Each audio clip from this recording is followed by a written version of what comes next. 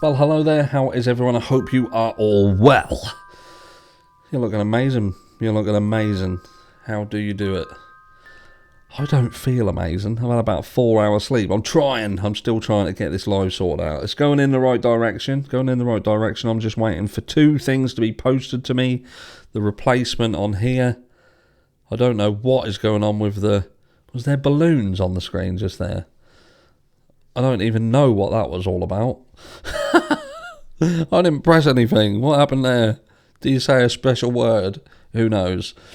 But there seemed to be balloons going on the screen, and I don't know whether that was something that you saw or what triggered that. That was really bizarre. Anyway, I digress, but something caused that, and I will have to go into that video and see whether you saw it, because if you didn't, you're going to think I'm a lunatic, but on the screen, balloons.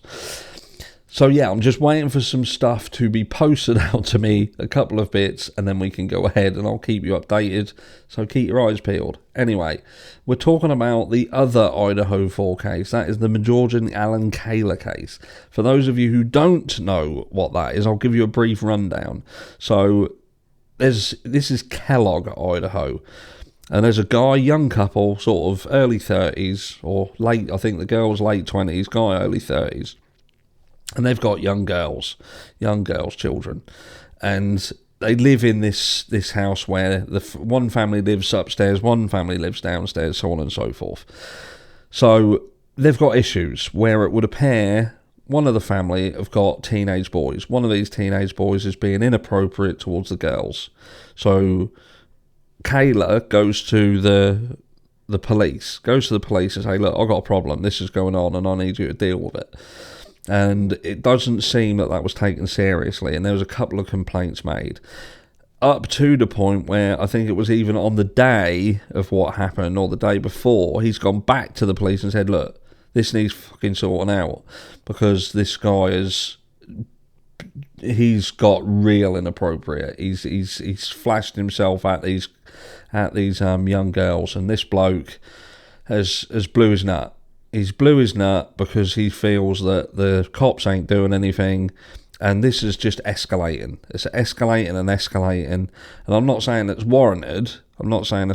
But what I do know is when it's your children, and when you're reaching out to authorities and they don't seem to be doing anything, I think certain people with a certain mentality and less of an ability to restrain themselves, there's going to come a time when they're going to snap, and it's what they do when they snap. Some people snap and the worst they do is shout and scream. Some people might lash out and hit someone. Some people, if they've got a firearm, they're going to go into a house and they're going to shoot people, and that's what happened here. Majorjon Kaylor flips out, loses his shit, grabs a handgun, goes in and kills the entire family, parents, kids. So, a horrendous situation. And this has been going on since June. This happened back, I believe, on the 18th. Let's have a look. So, this happened on the 18th of June, I do believe. Yeah, 18th day of June, 2023. Now, what they're saying here is the latest information on this is they're trying to get complaint 1 and 2 dismissed. Now, he's obviously been charged with 4 counts of first-degree murder, but what they're saying here is it's this bit here. On these two, which are the parents, they're turning around and saying that the defendant, Majorjon Kaylor, on or about the 18th day of June 2023 in the county of Shoshone, state of Idaho, did willfully, deliberately, and with malice aforethought unlawfully kill the person, Kenna L. Guadapi, a human being, to wit, by shooting her, which resulted in her death, and which was premeditated, and or to execute vengeance. And then we've got the same exact for Kenneth. What I find interesting here is on count 3 and count 4, we've got the perpetration of burglary added, like we do in the other Idaho 4 case. But at the end here, it's got the burglary charge, like the unlawful entry charge, as count 5. So where we've questioned in the Idaho 4 case if that is the list of them are in order.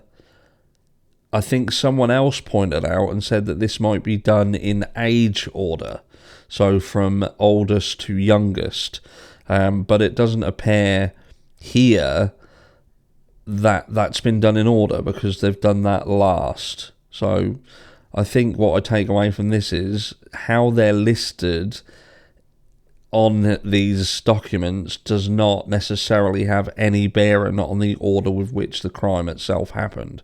That's what I get. But anyway, I digress. So yeah, they're trying to get count 1 and 2 dismissed, because what they're basically saying is that the state have failed to provide proof that Kaylor done these 2 crimes and prove that it was premeditated, it was to execute vengeance.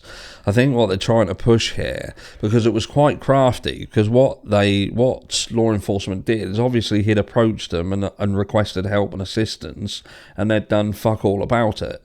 But as soon as the shit hit the fan and this happened, obviously they're scrabbling around, then trying to make it look like they're on it. Do you know what I mean? In their like fucking swimwear. And that's not the case. And I believe that what his legal team are trying to do now is say this wasn't anything that was premeditated at all. This was something that happened in, you know, a flip of a switch. He was put in a position where he'd gone to law enforcement, he'd gone for help, he'd gone for assistance, tried to go down the appropriate manner, and no one was helping him, and he was protecting his family. And I think that's what his defence is trying to do. So they're trying to chip away at what he is being charged with to, first of all, get rid of some of the first-degree murders. Now, they have removed the death penalty from this case, which is interesting, considering it's an Idaho case. It is 4 people who lost their lives and someone who has done that, and it's a family, including, you know, youngsters. So it's an odd one. It's an odd one, but they seem to be accepting to a degree that this was out of the ordinary and was potentially caused by mitigating factors. And it will be those mitigating factors that they're now starting to dig really deep into.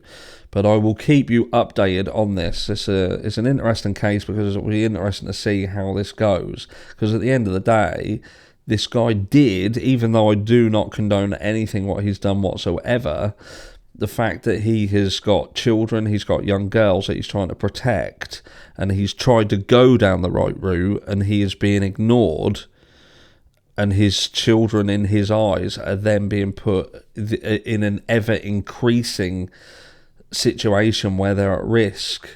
What do you do? What do you do as a mother? What do you do as a father when seemingly everything you've done in the realms of the law are failing you? It's a difficult one. Let me know down below what you would do in the same situation. And I don't expect everybody to, again, I'm not condoning what this guy's done, but we're all different. We all react different to certain pressures, and when we're put under the cosh, you know, some people lash out, some people don't. Some people, it's a difficult one, but if your children are in danger, what are you willing to do? But I'll catch you all in the next one.